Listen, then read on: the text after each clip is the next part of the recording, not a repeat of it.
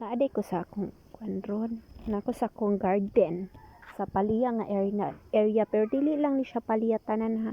Naani siya kabaring. Nang wild siya nga paliya ba na sagbutan niya. Akong gitry og tanom.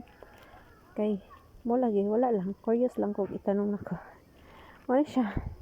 Dagko kay siya no. Pag imo day siyang itanom, makaunod day siya dagko.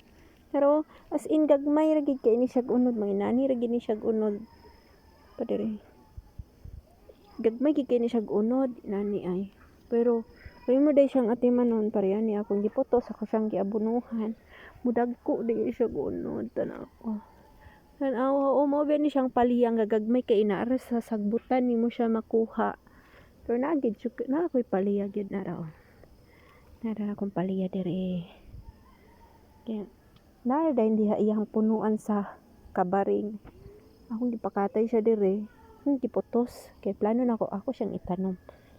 Kaya kung magkuan ko sa iya guwang baka nang hinog kay ako itanom kay. Nilit man day kay siya bunga. Dagko kay siya bunga. Wala lang, naikwento ko lang. Wala lang. Naikwento ko lang na pwede day siya mudako. Narao. Idako siya. Ako kayo mo rin siya paliya. Pero di gini siya paliya. Kabaring di tawag ani sa mua.